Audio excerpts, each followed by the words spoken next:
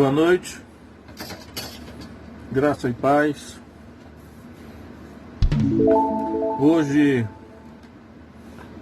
18 do mês 7, julho de 2020, sábado, sétimo dia da semana, e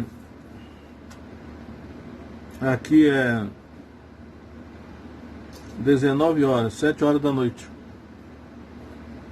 E hoje nós vamos falar sobre a Terceira Guerra Mundial, a partir da Escritura. Então, já tivemos o que se convencionou chamar de a Primeira Guerra Mundial, de 1914 a 1918, e a Segunda Guerra Mundial, de 1939 a 1945.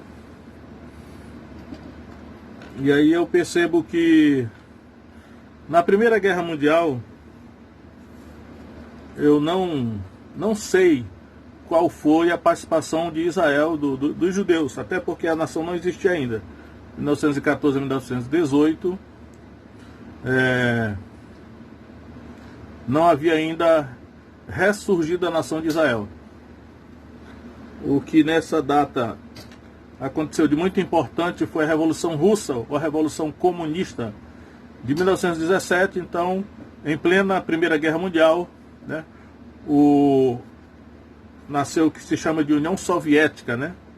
O comunismo como uma potência regional no leste europeu. Agora, a Segunda Guerra Mundial, que eu já conheço mais, porque eu acredito que a Segunda Guerra Mundial está mais divulgada, é mais conhecida. E aí, nessa Segunda Guerra Mundial, os judeus já apareceram muito. Naturalmente, eles apareceram como vítimas, né? Vítimas do nazismo, o Holocausto, 6 milhões de judeus, o sofrimento dos judeus foi muito grande. Então, os judeus chamaram a atenção durante a Segunda Guerra Mundial pelo sofrimento que eles tiveram, né? Que eles foram caçados e exterminados e perseguidos. Por isso que em 1945 terminou a Segunda Guerra Mundial, e em 1947 a ONU votou a aprovação de a nação de Israel novamente vir à existência, e em 1948 oficialmente nasceu o Estado de Israel moderno, com essa experiência. E agora espera-se que haja a Terceira Guerra Mundial, né? E aí eu quero pesquisar aqui na Escritura, que diz a Escritura. Eu acredito que isso que eu vou mostrar aqui é realmente a Terceira Guerra Mundial. E eu percebo que o protagonismo da nação de Israel, dos judeus, foi crescendo na medida que essas guerras foram se sucedendo. E agora a participação de Israel na Terceira Guerra Mundial será muito maior ainda. Então vamos ver. Eu vou citar alguns versículos do profeta Ezequiel. Ezequiel capítulo 38. Eu vou ler alguns versículos. Então, por exemplo, a composição do exército. A Terceira Guerra Mundial vai ser contra Israel. É isso que eu quero mostrar na profecia, né? A Terceira Guerra Mundial será contra Israel. Quando nós olhamos em nosso derredor, isso não parece ser verossímil, né? Porque está aparecendo mais que poderia ser entre a China e os Estados Unidos, ou uma superpotência como a Rússia poderia participar, né? E tal. Todavia, a Escritura mostra que a Terceira Guerra Mundial, creio eu, e aí eu digo, quando eu falo que é a Terceira Guerra Mundial, eu acredito pessoalmente que será isso mesmo. Será de todas as nações contra a nação de Israel. Então vamos ver o que diz a profecia de Ezequiel 38. A composição do exército dessa guerra, versos 5 e 6, diz assim: persas, etíopes e os de Put, com eles, todos com escudo e capacete. Olha, persas é o Irã, né? O Irã é o Império Persa renascido. Etíopes é toda a África, né? As nações africanas. E sabemos que principalmente o norte da África é muito dominado pelo islamismo e os demais pelo comunismo. Put é a Líbia, né? Já soube agora que a Turquia praticamente domina a Líbia, né? A Turquia também é uma nação muçulmana, quer ressuscitar o antigo Império Otomano. Mas diz aí, né? E todos com escudo e capacete. Gomer. Essa figura chamada Gomer aqui, até hoje eu não consegui realmente identificar, porque é muito difícil, mas o nome está aqui, é Gomer, é muito citado aqui. Gomer e todas as suas tropas. A casa de Togarma, também não sei quem é, do extremo norte, e todas as suas tropas, muitos povos contigo. Observe a expressão aqui, muitos povos contigo. Então essa é a composição do exército que vai guerrear contra Israel, contra a nação de Israel. Agora, eu vou mostrar aqui no verso 12, vamos ver o verso 12 aqui, como é realmente contra Israel. Vamos ver, verso 12. Diz assim: a fim de tomar o despojo e arrebatar a presa, de pôr a tua mão contra as terras desertas, que agora se acham habitadas, e contra o povo que se congregou dentre as nações, ou seja, Israel, né? O qual adquiriu gado e bens, e habita no meio da terra. Verso 14. Portanto profetiza ao filho do homem, e dize a Gog, agora em vez de Gomer fica Gog, aparece também esse nome misterioso aqui, esses nomes eu não sei quem são, né? Podemos até imaginar, especular, mas com certeza eu não sei. Aí, portanto profetiza ao filho do homem, e dize a Gog, assim diz o Senhor Deus, porventura não saberás naquele dia, quando o meu povo Israel habitar em segurança, aqui já está falando a Israel claramente, né? Quando o meu povo Israel habitar em segurança, verso 16, e subirás contra o meu povo Israel, como uma nuvem para cobrir a terra. Nos últimos dias, olha, nos últimos dias, essa expressão aqui é bem interessante, nos últimos dias, acho que nós chamamos os últimos dias, sucederá que hei de trazer-te contra a minha terra. E Deus está dizendo que esse Gog e Gomer, é Deus que os trará. Eu te trarei a minha terra, né? Hei de trazer-te contra a minha terra. É Deus que vai trazer.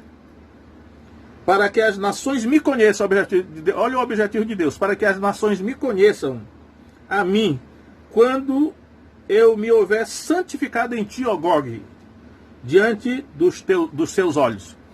Então, essa terceira guerra mundial já está dizendo aqui que um dos objetivos de Deus é que as nações conheçam a Deus. Coisa que parece que a evangelização do mundo por meio da igreja não conseguiu realizar, mas Deus o fará através da terceira guerra mundial, contra a nação de Israel. Muito bem. O que mais aqui? O resultado desse conflito, vamos ver o verso 20 aqui, olha o resultado desse conflito. Verso 20, eu estou saltando alguns versículos, só destacando, diz aqui, verso 20, Ezequiel 38. De tal modo que tremerão diante da minha face os peixes do mar, as aves do céu, os animais do campo, todos os répteis que se arrastam sobre a terra, e todos os homens que estão sobre a face da terra, porque os montes serão deitados abaixo, os precipícios se descerão, e todos os muros desabarão por terra. Então, o resultado disso aí, né, isso pode ser resultado de uma catástrofe nuclear, será resultado de um conflito nuclear. Eu acredito que Deus não precisa de armas feitas por homens para fazer tudo isso aqui, né? Porém, ele pode utilizar também. E aqui, esse caso aqui, que tremerão os peixes do mar, as aves do céu, os animais do campo, e os muros todos cairão por terra, vai ser um abalo muito grande, né? Como o conflito vai ser lá em Israel, especificamente contra Jerusalém, é alguma coisa que acontecerá lá localizada. Então, isso aí é o resultado do conflito, né? E no verso 22 diz aí: e contenderei. Agora é o próprio Deus que vai intervir. É isso que aqui é bom meditar nisso aqui, porque a terceira guerra mundial está dizendo aqui que o próprio Deus vai intervir diretamente nesse conflito com o seu poder sobrenatural. Então veja aqui, verso 22. E contenderei com ele por meio da peste do sangue. Olha, peste do sangue. Uma chuva inundante e grandes pedras de saraiva. Aí que pedra de saraiva aqui é pedra de gelo, né? Uma chuva inundante e grandes pedras de saraiva. Fogo e enxofre. Farei chover sobre ele, sobre as suas tropas e sobre os muitos povos que estiverem com ele. Então essa descrição aqui faz lembrar a destruição de Sodoma e Gomorra, porque Deus fez chover fogo do céu sobre Sodoma e Gomorra, Zeboim e Adimá, e destruiu aquelas 4 cidades, né, da Campina. E aí não precisou de armas humanas, foi fogo desceu do céu, saraiva, né, pedras de gelo e fogo e enxofre. Então, ou seja, ele está mostrando aqui que essa terceira guerra mundial, em que todas as nações sitiarão Jerusalém, né, e o resultado será uma intervenção divina nesses termos, um cataclisma. Se eu fosse alguém desse exército que vai atacar Israel, teria medo, porque ele diz aqui, né, farei chover sobre ele, ou seja, Gog, ou Gomer, aqui é Gog, né, é Gog. Farei chover sobre ele, e sobre as suas tropas, e sobre muitos povos que estiverem com ele. Espero que não tenha nenhum brasileiro nessa guerra, né, porque o resultado já está aí, pré-determinado. Então, são algumas pinceladas sobre essa terceira guerra mundial que eu estou dizendo aqui. Essa terceira guerra mundial vai ser contra a nação de Israel, e todas as nações da terra estarão contra Israel nessa guerra. Acredito até que os Estados Unidos estarão. Não sei se o Trump será o presidente nessa época, né? Aí vai vendo aí, né, que está escrito. Agora, no capítulo 39 de Ezequiel, continua a descrição, né? Verso 4, Ezequiel 39. Nos montes de Israel cairás. É Gog, ele está falando Gog. Nos montes de Israel cairás, tu e todas as tuas tropas, e os povos que estão contigo. Agora veja, e as aves de rapina de toda a espécie, e aos animais do campo te darei por comida. Olha só, eu chamo a atenção para esse fato aqui. As aves de rapina de toda a espécie, e aos animais do campo te darei por comida. Então será um banquete para as aves, né? E no verso 20 vai dizer mais. E a minha mesa fartar-vos-ei de cavalos, de carros, de valentes, e de todos os homens de guerra, diz o Senhor Jeová. Então haverá um banquete, né? E aí eu acho até que isso aqui facilita o entendimento. Deixa eu ver se tem mais alguma coisa aqui. Facilita o entendimento da passagem de Mateus 24, que eu vejo que Mateus capítulo 24, que Jesus está descrevendo a sua vinda. O versículo 28 usa uma expressão misteriosa que só podemos entender à luz desse versículo que eu estou lendo de Ezequiel 38 e 39. Então veja só, Mateus 24, eu vou ler o verso 27, diz assim: porque assim como o relâmpago sai do oriente e se mostra até o ocidente, assim será também a vinda do Filho do Homem. Aí veja só o verso 28. Pois onde estiver o cadáver, aí se ajuntarão as águias. E aí os tradutores têm uma certa dificuldade, porque a palavra que aparece no grego aqui é águias mesmo, águias, né? Que é onde estiver, pois onde estiver o cadáver, aí se ajuntarão as águias. E aí os tradutores pensam assim, mas águia não come cadáver. Isso está mais parecendo com abutre, né? Por isso que algumas traduções eles traduzem por abutre e não por águia. A própria NVI traduz por abutre, mas a palavra é águia mesmo, né? E nós vamos ver lá em Ezequiel 38 e 39 que esse banquete que Deus disse que preparar para os animais, as aves do céu e os animais da terra, ele vai estar preparando um banquete para que eles comam carnes, né? Carne de comandante, carne de reis, de seres humanos. Será uma carnificina. E bebam sangue, essa expressão é usada muito. E bebam sangue. Ou seja, esses cadáveres aqui, que Jesus falou, ele está se referindo a essa guerra. Esses cadáveres não são cadáveres putrefatos, né? Apodrecidos de muitos dias. São cadáveres que talvez ainda estejam até vivos, né? Jorrando sangue. Por isso que ele fala, beberão sangue. E aí pode-se entender que seria a águia mesmo, porque a águia, certamente, ela investiria contra um cadáver, né? Um corpo que acabou de ser morto, ainda está o sangue jorrando, ou mesmo aqueles que estão apenas feridos, quase mortos, mas o sangue está jorrando. É claro que eu creio que uma águia atacaria, porque ele é uma ave de rapina, um predador, né? Gosta de pegar a presa viva. E que sangrando, né? Acho até que é o que eles fazem com os filhotes. Jogar uma presa semi-morta dentro do ninho para que os filhotes aprendam a pegar a presa viva. Então, só a luz, Jesus está falando do mesmo momento. A batalha, a guerra que está descrita em Ezequiel 38 e 39, é a mesma guerra que Jesus está falando aqui, quando da sua vinda, né? Que Jesus virá no meio de uma guerra, no meio dessa guerra que eu estou falando contra Israel, Jesus virá. Então, vamos ver aqui agora, no profeta Zacarias, no capítulo 12 do profeta Zacarias, eu vou destacar algumas coisas dessa guerra. Olha, a Terceira Guerra Mundial. Vai vendo aí, porque as análises, por exemplo, hoje do mundo, né, dos estrategistas do mundo, é uma análise, né, que essa guerra mundial, né, poderá ser entre os Estados Unidos e a China, ou pode ser a participação da Rússia, ou o Irã é um protagonista que está aí no jogo, né, e tal. Porém, à luz da Bíblia, essa Terceira Guerra Mundial será uma guerra de todas as nações contra a nação de Israel, né? Vai chegar o momento em que todas as nações se congregarão com um imenso exército para atacarem Israel. Essa é a Terceira Guerra Mundial que está escrita aqui, né? E que Deus intervirá diretamente no meio dessa guerra. E Deus vai determinar o resultado dessa guerra. Então eu vou mostrar agora no profeta Zacarias as coisas que eles falam a respeito dessa guerra. Vamos ver aqui, Zacarias 12. Diz assim, verso 2: Eis que eu farei de Jerusalém uma taça de tremor para todos os povos em redor. Observe, todos os povos. E também para Judá, durante o cerco contra Jerusalém. Novamente, olha, o cerco contra Jerusalém é o sítio, né? Jerusalém, uma cidade sitiada. É uma figura que eu já disse, que acontece no Antigo Testamento mais de uma vez. A cidade sitiada, Jerusalém sitiada, né? E foi sitiada pelos assírios, e Deus interviu milagrosamente, salvou, mas depois foi sitiada pelos babilônicos, e a cidade foi tomada. E aqui a expressão que ele está usando é essa: durante o cerco contra Jerusalém. É claro que o cerco naquele tempo, o sítio, era né? Hoje, com aeronaves e toda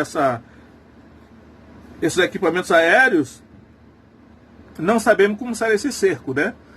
Mas é o que está escrito aqui, vamos ver. E acontecerá naquele dia que farei de Jerusalém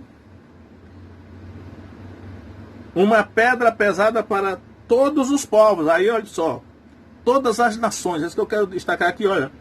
Farei de Jerusalém uma pedra pesada para todas as nações. Isso significa, então, que todas as nações formarão uma confederação de nações para atacar Israel. E aí, como antigamente, no Antigo Testamento, quando Israel era atacado por uma potência muito grande, às vezes, dependendo da confiança do rei em Deus, ele pedir ajuda para o Egito, né, ou para alguma outra ou para a Síria, né, às vezes.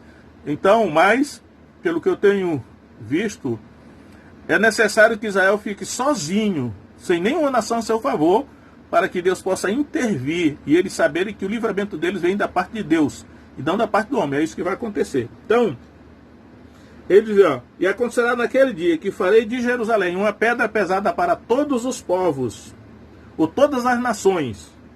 Todos que a erguerem, eu gosto muito dessa tradução aqui, todos que a erguerem se ferirão gravemente, e ajuntar-se-ão contra ela todas as nações da terra. Essa expressão aqui é forte. Ajuntar-se-ão contra ela todas as nações da terra. Então, todas as nações da terra se juntarão contra a nação de Israel. Isso aqui chama-se o antissemitismo, né? E o Brasil provavelmente vai estar no meio disso, porque o Brasil, ele está incluído em todas as nações. Se o governante do Brasil tiver entendimento da Escritura, ele não vai entrar nessa, né? Porque já sabemos o resultado dessa guerra. Aí vem aqui mais. Verso 8. Olha só, a intervenção de Deus nessa guerra. Naquele dia, a expressão naquele dia muito repetida aqui em Zacarias, assim: naquele dia o Senhor protegerá os habitantes de Jerusalém. Aqui é Jeová, né? O mais fraco dentre eles, naquele dia, será como Davi. Olha só. O mais fraco dentre eles naquele dia será como Davi. Sabemos que Davi era um guerreiro terrível, né? Porque Davi, cheio do Espírito Santo, ele era invencível, né? Ele matou Golias, o gigante Golias, e ele era quando eles voltavam da guerra, as mulheres de Israel diziam assim: Saul matou os seus milhares, mas Davi os seus 10 milhares. Foi isso que causou ciúme em Saul, né? E aqui está dizendo que nesses últimos dias Deus vai tornar os soldados de Israel, né? Os habitantes de Jerusalém, o mais fraco dentre eles será como Davi. E a casa de Israel será como Deus, como anjo do Senhor diante deles. Então Deus vai fortalecer sobrenaturalmente o povo de Israel para vencer os seus inimigos. É o que está dizendo aqui. Verso 9. E acontecerá naquele dia que procurarei destruir todas as nações que vierem contra Jerusalém. Olha, Deus está falando. Procurarei destruir todas as nações que vierem contra Jerusalém. E é todas as nações aqui. E se Deus procurar destruir essas nações, naturalmente ele vai conseguir, porque o que Deus quer, ele faz, né? Então, se alguma nação tiver bom senso, não vai entrar nessa guerra contra Israel, né? Quem quiser que vá, né?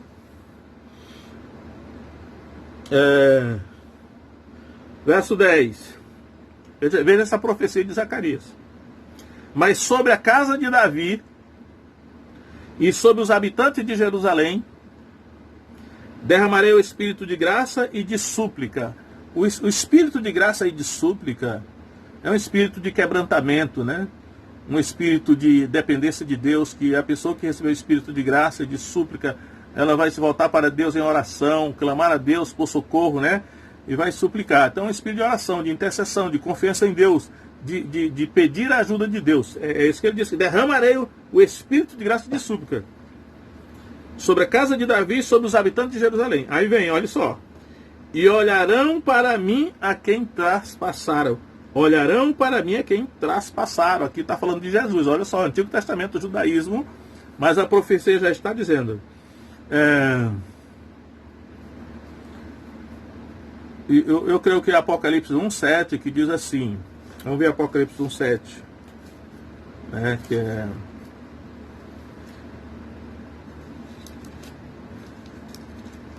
Apocalipse 1,7, que é um contraponto desse versículo que diz assim: Eis que vem com as nuvens, e todo olho o verá, até os mesmos que o traspassaram, e todas as tribos da terra se lamentarão sobre ele. Então, eis que vem com as nuvens, e todo olho verá, até os mesmos que o traspassaram. Então, quando aqui João está falando, até os mesmos que o traspassaram, são os judeus. E aqui em Zacarias, ele já está falando na primeira pessoa: olharão para mim a quem traspassaram. Ou seja, é o próprio Jesus falando, né? Olharão para mim a quem traspassaram. Está se referindo à lança do soldado romano que ele enfiou do lado de Jesus, que saiu sangue e água. Mas ele está dizendo, e ele mesmo está falando: olharão para mim a quem traspassaram. Isso é naquele dia, quando no meio dessa guerra, Jesus virá nos ares para socorrer Israel. Aí veja o que diz: olharão para mim a quem traspassaram, e chorarão por ele. Agora ele já voltou para a terceira pessoa, né? Chorarão por ele, como quem chora por um filho único, e chorarão amargamente por ele, como quem se chora amargamente pelo primogênito. Naquele dia será grande o pranto em Jerusalém, como o pranto de Hadad e Rimon no vale de Meguido. Então veja que no meio dessa guerra, Jesus vai voltar no meio dessa guerra para socorrer Israel. Coisas sobrenaturais acontecerão, uma intervenção divina no meio dessa guerra. E aí a nação de Israel, que estará viva nesse momento da volta de Jesus, vai olhar para ele e vai reconhecer que é Jesus mesmo, o Messias a que eles rejeitaram, né? E por isso que eles chorarão um grande arrependimento em Israel, né? Jerusalém, em Israel, os judeus reconhecerão que Jesus é o Messias, porque reconhecerão ele, né? E por isso que eles chorarão de arrependimento, porque eles tinham rejeitado o Messias. Então isso aí é Zacarias. E aí eu quero agora concluir com... Eu estou mostrando, né, que A descrição da Terceira Guerra Mundial no livro do profeta Ezequiel, capítulo 30 e 39. Agora, a descrição dessa mesma guerra pelo profeta Zacarias, capítulo 12. E agora eu vou mostrar a descrição, cada um desses profetas mostra por um ângulo, né? A descrição no livro do Apocalipse, escrito pelo apóstolo João, dessa mesma guerra, agora mostrando pela essa ótica de Jesus vindo para socorrer Israel no meio dessa guerra. Olha só. Apocalipse 19, 17.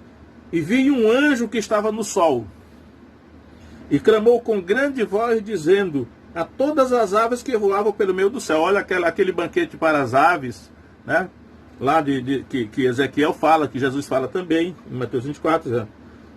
Dizendo a todas as aves que voavam pelo meio do céu: vinde e ajuntai-vos à ceia do grande Deus, para que comais a carne dos reis, a carne dos tribunos, a carne dos fortes e a carne dos cavalos, e dos que sobre eles se assentam, e a carne de todos os homens, livres e escravos, pequenos e grandes.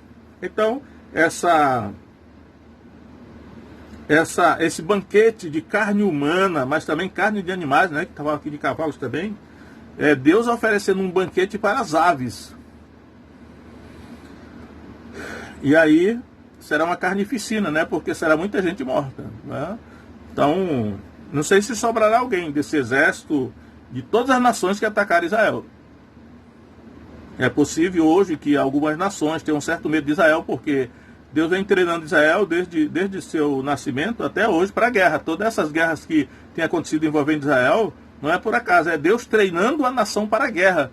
Nenhuma nação pode ir para a guerra sem ser treinada, né? A nação que passou a vida toda, o Brasil, por exemplo, está com quanto tempo o Brasil não vai para a guerra? Está destreinado, despreparado. É mesmo que o lutador que vai entrar no octógono sem ter treinado, né? Ah, passei aqui 5 anos sem treinar, mas eu vou encarar essa luta aí. Não está preparado. Agora veja Israel, o tempo todo guerreando. É Deus que está treinando Israel para a guerra. E quando chegar esse dia, Israel estará treinado. Então, apesar de Israel já representar uma potência bélica, né?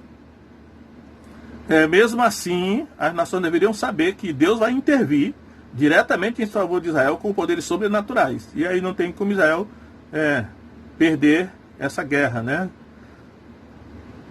Então, é possível até que haja baixa em Israel, mas a guerra vai ser definida por Deus. Aí diz aqui, ó, olha só, no meio dessa guerra, da Terceira Guerra Mundial, que está acontecendo aqui. Ele diz aqui, ó: e vi a besta e os reis da terra. A besta é o anticristo, né? Eu já mostrei justamente que o anticristo é uma besta que sobe do abismo. Ele já esteve no Sheol, já esteve no Hades. Essa besta que sobe do abismo, que eu estou percebido ultimamente já que pode ser um refainho dentro dos nefilins, mas é a besta, é o anticristo. E vi a besta e os reis da terra. Olha só, os reis da terra.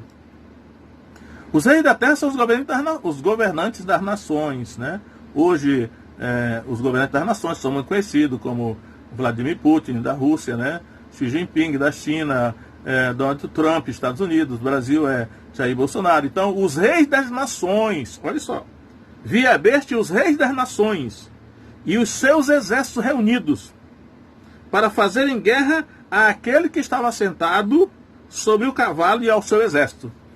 Só que é assim, Jesus virá montado num cavalo e virá do céu, né? Ele virá do céu a uma civilização acima das nossas cabeças, é chamado de céu, abrir-se um portal, né? Ele virá montado no cavalo branco e virá com o seu exército, só que o seu exército serão anjos. Então não vai ter para ninguém, né? Eu quero até mostrar aqui um outro versículo, que é Apocalipse 17, 14, que vai descrever isso aí, diz assim. Olha só, Apocalipse 17, 14, diz sobre isso. Eles combaterão contra o Cordeiro. Jesus aqui é chamado de Cordeiro, né? Mas o Cordeiro os vencerá, porque é o Senhor dos senhores e o Rei dos reis. Vencerão os que estão com ele, chamados, eleitos e fiéis. Então, os que estão com Jesus, né? Aqui deve estar se referindo à igreja, porque os anjos virão com ele formando um exército, mas chamados, eleitos e fiéis aqui são a igreja. Aí diz aqui, Apocalipse agora 19, 20. E a besta foi presa, ou seja, o anticristo, né? A besta foi presa. E com ela o falso profeta. Então já sabemos que essa terceira guerra mundial será liderada por esses dois personagens. A besta, que é chamada aqui é o anticristo, uma besta que subiu do abismo, ou seja, do Sheol, do Hades ou do abismo, e poderá ser um ser sobrenatural aqui. Quem estará comandando as nações para guerrear contra Israel será a besta, ou seja, o anticristo e o falso profeta. E eles usarão um engano para convencer as nações a guerrearem contra Israel. Provavelmente o antissemitismo, né, que é disseminado, é uma das armas que Satanás usará através do anticristo, do falso profeta, para convencer as nações e os reis das nações, daqui, e os reis da terra a atacarem Israel. Aí diz aqui, a besta foi presa com ela o falso profeta, que diante dela fizeram os sinais com que enganou os que receberam o sinal da besta e adoraram a sua imagem.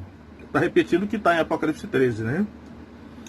Estes dois foram lançados vivos no lago de fogo que arde com enxofre. Então, esses dois, a besta e o falso profeta, foram lançados vivos no lago de fogo que arde com enxofre. Isso aqui é a condenação definitiva, né? O lago de fogo o lago de fogo que arde com enxofre é o tormento eterno. Então, aquelas pessoas que acreditam no aniquilamento dos ímpios estão equivocadas na interpretação aqui, porque todos os ímpios serão lançados no lago de fogo para o tormento eterno.